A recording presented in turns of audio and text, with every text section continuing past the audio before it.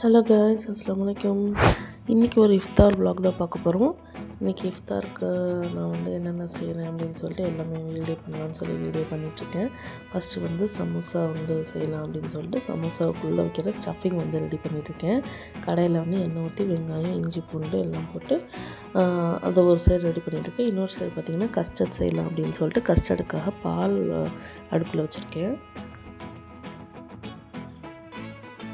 எப்போவுமே ஈவினிங் பார்த்திங்கன்னா நான் வீட்டில் இருக்க மாட்டேன். கொஞ்சம் கிளாஸுக்கு போயிட்டு நோன்பு திறக்கிற டயத்துக்கு வீட்டுக்கு வருவேன். ஸோ அம்மா வீட்டிலேருந்து எல்லாமே செஞ்சு வச்சுருப்பாங்க. சரின்னு சொல்லி ஒரு சண்டே நம்ம வீட்டுக்கு எல்லோரையும் கூப்பிட்டு நம்ம வந்து இஃப்தார் செய்யலாம் அப்படின்னு சொல்லி பிளான் பண்ணி இப்போ வந்து அதுக்காக நான் வந்து ஒரு நாள் முன்னாடியே எல்லாமே ரெடி பண்ணி வச்சுக்கலாம் அப்படின்னு சொல்லிட்டு அதுக்காக தான் இப்போ ப்ரிப்பரேஷன்ஸ்லாம் பண்ணிகிட்ருக்கேன்.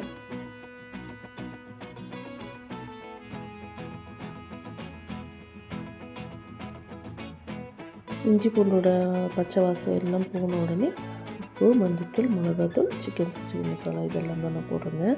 சிக்கன் சமோசா செய்யலான்னு சொல்லி பிளான் பண்ணி அதுக்காக இப்போ நான் ப்ரிப்ரேஷன் பண்ணிட்டுருக்கேன். சமோசா பேட்டி வந்து ஆல்ரெடி வாங்கி வச்சுருந்தேன். அதனால் ஸ்டஃபிங் மட்டும் ரெடி பண்ணிக்கலாம் அப்படின்னு சொல்லிட்டு சிக்கனை வந்து பொடி பொடியாக கட் பண்ணி அதையும் வந்து இந்த மசாலாவோட நான் ஆட் பண்ணிக்கிட்டேன். ஆட் பண்ணி நம்ம வந்து எல்லா மசாலாவும் போட்டு சிக்கன் வந்து தண்ணி எல்லாம் வெளியில் வந்து ட்ரை ஆகிற வரைக்கும் நல்லா வந்து கிண்டி விட்டுட்டு ட்ரை ஆனதுக்கப்புறமேட்டு அதில் ஒரு 5 முட்டை போல் நான் வந்து இதில் சேர்த்துக்கிட்டேன். முட்டை கூட நம்ம வெஜ்ஜீஸ் கூட ஆட் பண்ணிக்கலாம், இன்னுமே டேஸ்ட்டாக இருக்கும். கோஸு, கேரட், பீன்ஸ் இந்த மாதிரி ஆட் பண்ணிக்கலாம், ரொம்ப நல்லாயிருக்கும். நான் வெறும் சிக்கனை நைட் வச்சு பண்ணலாம் அப்படின்னு சொல்லிட்டு சிக்கனை நல்லா அந்த ட்ரை ஆனவுடனே முட்டையும் ஆட் பண்ணி அதையும் வந்து நல்லா கிண்டி விட்டுட்ருந்தேன்.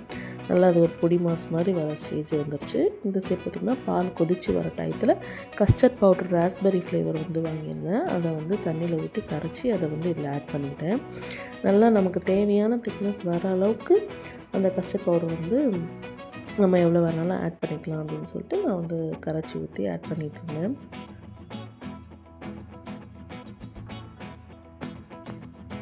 ஒரு நாளைக்கு முன்னாடி நம்ம என்னென்னலாம் ப்ரிப்ரேஷன்ஸ் பண்ண முடியுமோ அதெல்லாமே பண்ணிக்கலாம் அப்படின்னு சொல்லிட்டு தான் முந்தின நாள் நைட்டே நான் இதெல்லாம் வந்து ரெடி பண்ண ஆரம்பிச்சிட்டேன். மறுநாள் பார்த்திங்கன்னா பையனை ஸ்கூலுக்கு அனுப்பணும், ஸ்கூல்லேருந்து கூட்டிகிட்டு வரணும், லஞ்ச் கொடுக்குறது, பொண்ணை பார்த்துக்கணும், சஹருக்கு செய்கிறது மாதிரி நிறைய வேலைகள் இருக்குன்றதுனால ஒன்றாதனாலே நான் வந்து இதெல்லாம் ரெடி பண்ண ஆரம்பிச்சிட்டேன். இப்போ வந்து என்ன செய்கிறேன் அப்படின்னு பார்த்திங்கன்னா பிரெட் சாண்ட்விச், கார்ன் சாண்ட்விச் செய்யலாம் அப்படின்னு சொல்லிட்டு கார்ன் வந்து அது வேக வச்சுக்கிறதுக்காக அந்த பாலை வந்து எடுத்து ஆற வச்சுட்டு இது வந்து ரெடி பண்ணிட்டுருந்தேன். கார்ன் சீஸ் சாண்ட்விச் தான் செய்ய போகிறேன். இதுக்கு வந்து இந்த சீஸ் பிளாக் ஒன்று எடுத்து அதை வந்து நல்லா கிரேட் பண்ணி எடுத்து அதில் பால் கொஞ்சம் சேர்த்துட்டு ஆரிகானோ போட்டு நான் ஆல்ரெடி எனக்கு வீடியோ போஸ்ட் பண்ணியிருக்கேன் 4 டைப்ஸ் ஆஃப் டிப்ஸ்ன்னு சொல்லிட்டு. இது வந்து கண்டிப்பாக என்னோடய சேனலில் போய் பாருங்கள். இது அதை தான் இப்போ நான் வந்து ப்ரிப்பேர் பண்ணிகிட்ருக்கேன். சீஸ் வந்து கிரேட்டாக வச்சு நல்லா வந்து மெல்ட் ஆகிற வரைக்கும் நம்ம வந்து கிண்டி விட்டுட்டே இருக்கணும்.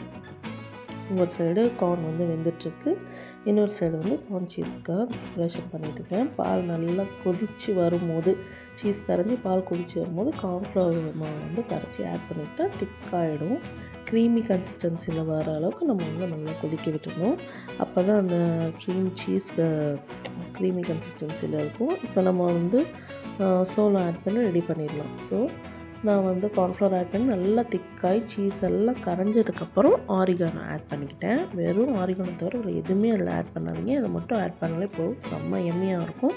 அண்டு ஒன் சைடு பார்த்திங்கன்னா சோளம் வந்துருச்சு, அதையும் வந்து எடுத்து ஆற வச்சாச்சு. இங்கே வந்து நல்லா க்ரீமி ஆகிற வரைக்கும் நான் வந்து கொதிக்க விடலாம் அப்படின்னு சொல்லிட்டு கொதிக்க விட்டுட்ருக்கேன்.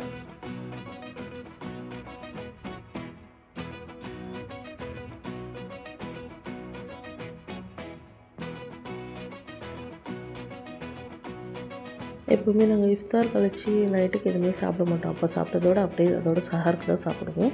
சரின்னு சொல்லி இன்றைக்கி இஃப்தார் முடிச்சுட்டு எந்த வேலையுமே இல்லைன்னு சொல்லி 3 நாளே ப்ரிப்பரேஷன்ஸ் எல்லாமே ஸ்டார்ட் பண்ணிவிட்டு அதை தான் இப்போ நான் பண்ணிகிட்ருக்கேன்.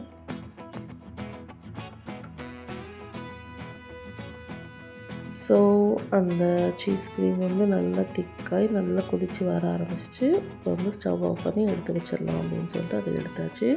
இப்போ நெக்ஸ்ட் அடுத்து என்ன செய்யணும் அப்படின்னு சொல்லி பார்த்தீங்கன்னா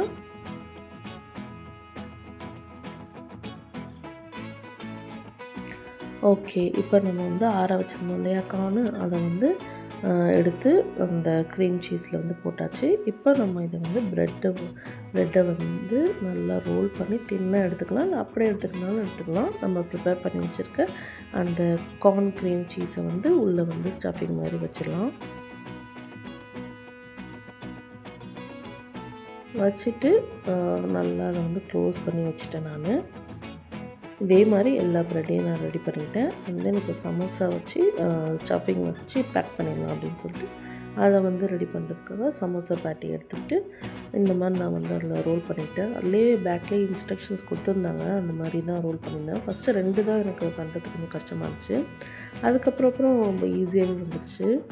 ரொம்ப டேஸ்ட்டாகவும் இருந்துச்சு. இந்த சமோசா கண்டிப்பாக ட்ரை பண்ணி பாருங்கள். சிக்கன் சமோசாலாம் இனிமேல் வெளியிலேயே வாங்க தேவையில்ல, வீட்டிலேயே செஞ்சுக்கலாம். அந்தளவுக்கு டேஸ்ட்டாக இருந்துச்சு. எனக்கு ரொம்பவே பிடிச்சிருந்துச்சு. எங்கள் வீட்டிலேயே எல்லாருக்கும் ரொம்ப பிடிச்சிருந்துச்சு.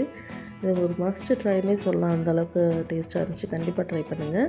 இதுக்கு வந்து அந்த க்ரீம் சீஸ் அந்த ப்ரெட்டுக்கு வச்சுருந்தோம் இல்லையா, அந்த டிப்பு கொஞ்சம் எக்ஸ்ட்ரா இருந்துச்சுன்னு சொல்லி அதை தான் டிப் பண்ணி சாப்பிட்ருந்தோம். ரொம்ப டேஸ்ட்டாக சூப்பராக இருந்துச்சு. எங்கள் வீட்டில் எல்லாருமே சாப்பிட்டாங்க விரும்பி. நீங்களும் இதை கண்டிப்பாக ட்ரை பண்ணி பாருங்கள். என்னோடய சேனலை யாராவது சப்ஸ்கிரைப் பண்ணாமல் பார்த்துட்டு இருந்தீங்கன்னா கண்டிப்பாக மறக்காமல் சப்ஸ்கிரைப் பண்ணிக்கோங்க. அடுத்தடுத்த வீடியோஸ்க்கு எனக்கு ரொம்ப ஹெல்ப்ஃபுல்லாக இருக்கும். இந்த மாதிரி எனக்கு சப்போர்ட் பண்ணுங்கள். அண்ட் தென் சமோசா பேட்டி எல்லாமே நான் ரெடி பண்ணியாச்சு. ரெடி பண்ணி இதையும் வந்து ஃப்ரிட்ஜில் வச்சிடலாம் அப்படின்னு சொல்லிட்டு எல்லாமே ரெடி பண்ணிட்டு இருந்தேன். அண்ட் தென் இப்போது சஹர் பண்ணிவிட்டு மறுநாள் காலையில் இது வந்து ப்ரிப்பேர் பண்ண ஆரம்பித்தேன். இது என்ன அப்படின்னு சொல்லி பார்த்திங்கன்னா சைனா கிராஸ்ன்னு சொல்லுவாங்க. எங்கள் வீட்டில் சவுச்சவுன்னு சொல்லுவோம். இது வந்து ஒரு 10 கிராம்ஸ் அளவுக்கு நான் எடுத்துக்கிறேன். இதில் ஒரு 2 டைப்ஸ் ஆஃப் ஃப்ளேவர் பண்ணலாம் அப்படி சொல்லிவிட்டு அதுக்கு தான் ப்ரிப்பேர் பண்ணிகிட்ருக்கேன். 10 கிராம்ஸ் அளவு சைனா கிராஸ் எடுத்து அதில் ஒரு 1 கிளாஸ் அளவு வாட்டர் ஊற்றி நல்லா அதை வந்து மெல்ட் பண்ணிக்கலாம் அப்படின்னு சொல்லிட்டு மெல்ட் பண்ணிகிட்ருக்கேன். நல்லா அது மெல்ட் ஆனோடனே அதில் 1 கப் அளவு சர்க்கரை வந்து சேர்த்துக்கலாம் அப்படின்னு சொல்லிட்டு அதை வந்து சேர்த்து அதுவும் நல்லா கரையிற டயத்தில் நம்ம 10 கிராம்ஸாக எடுத்துருக்கோம் இல்லையா, அந்த சைனா கிராஸை அந்த மிக்சரை வந்து 2 பாதியாக வந்து பிரிச்சுக்கலாம். பிகாஸ் 2 டைப்ஸ் ஆஃப் நம்ம இது பண்ண போகிறோம், சைனா கிராஸ் பண்ண போகிறதுனால அதை வந்து 2 பாதியாக பிரிச்சுக்கலாம் அப்படின்னு சொல்லிட்டு இது கரையிறதுக்காக வெயிட் பண்ணிட்டு இருந்தேன். நல்லா அதில் சைனா கிராஸ் சர்க்கரை எல்லாம் கரைஞ்சி வந்ததுக்கப்புறம் நம்ம இப்போ என்ன பண்ண போகிறோம்னா அது சமமாக 2 அளவாக பிரித்தாச்சு. இப்போ என்ன பண்ண போகிறோம், பிரித்து ஒரு அளவில் என்ன பண்ண போகிறோம்னா 1/2 லிட்டர் அளவு இளநீ ஊற்றிக்கிட்டேன். ஒரு பாதியை இதில் இளநீ போட்டாச்சு. இன்னொரு பாதியில் என்ன பண்ணிகிட்ருக்கேன்னு பார்த்தீங்கன்னா கொக்கோ பவுடர் ஆட் பண்ணி ஒரு சின்ன சாக்லேட் பீஸையும் அதை ஆட் பண்ணி அதை வந்து மெல்ட் பண்ணுறதுக்காக பண்ணிகிட்ருக்கேன். அண்ட் ஒன் சைடு பார்த்திங்கன்னா இளநீ இது பண்ணிகிட்ருக்கேன், இன்னொரு சைடு வந்து சாக்லேட்டு சவ் மாதிரி பண்ணிகிட்ருக்கேன். சைனா கிராஸில் கடல் பாசி, எஸ் கரெக்ட், கடல் பாசின்னு சொல்லுவாங்க இங்கெல்லாம். எங்கள் வீட்டிலலாம் வந்து சவுன்னு சொல்லுவோம். அதனால் ஒரு சைடு வந்து சாக்லேட் கடல் பாசி, இன்னொரு சைடு வந்து இளநீ கடல் பாசி. தட்டில் வந்து கொஞ்சம் கோகோனட் ஆயில் அப்ளை பண்ணிவிட்டு அந்த பாதியாக பிரித்த சைனா கிராஸில் 1/2 லிட்டர் அளவுக்கு இளநீ ஆட் பண்ணி தட்டில் ஊற்றி ஒரு சைடு வச்சுட்டு இன்னொரு சைடு இந்த சாக்லேட் மெல்ட் ஆகிறதுக்காக வெயிட் பண்ணியிருக்கேன். இதுவும் நல்லா மெல்ட் ஆனவுடனே இன்னொரு பிளேட்லேயும் நல்லா ஆயில் ஆட் பண்ணிவிட்டு இதுலேயும் வந்துட்டு நம்ம வடிகட்டி இதில் சேர்த்துக்கலாம். பிகாஸ் 2த்துலேயுமே வடிகட்டி தான் சேர்த்துக்கணும். ஏன்னா அந்த சைனா கிராஸ் அடியில் கொஞ்சம் கிடக்கும், அது வந்து சாப்பிடும் போது நல்லா இருக்காதுன்னு சொல்லி வடிகட்டி தான் இப்போ நான் வந்து சேர்த்துக்கிட்டேன். இப்போ 4 பிளேட்டையும் நம்ம என்ன பண்ணியிருக்கோம்னா ஹாலில் வந்து வச்சாச்சு. இது வந்து நல்லா ஆறட்டும். அண்ட் தென் இப்போ வந்து கஸ்டர்டை வந்து நைட்டே ப்ரிப்பேர் பண்ணி ஃப்ரிட்ஜில் வச்சுருந்தோம் இல்லையா, அதுக்கு வந்து ஃப்ரூட்ஸ் எல்லாமே கட் பண்ணிட்டேன். Apple, grapes, pomegranate and litchi இந்த ஃப்ரூட்ஸ் எல்லாமே கட் பண்ணி இதில் வந்து நான் வந்து ஆட் பண்ணிட்டேன். ஆட் பண்ணி ஃபுல் ப்ரிப்பரேஷன் எல்லாம் பண்ணி இஃப்தாருக்கு ரெடி பண்ணி செம்மையாக சாப்பிட்டோம். ரொம்ப நல்லா இருந்துச்சு. நீங்களும் இந்த மாதிரி இஃப்தார் ட்ரை பண்ணி பாருங்கள். அண்ட் என் சேனல் சப்ஸ்கிரைப் பண்ணாதீங்கன்னா மறக்காமல் சப்ஸ்கிரைப் பண்ணி சப்போர்ட் பண்ணுங்கள். தேங்க்யூ, பாய்.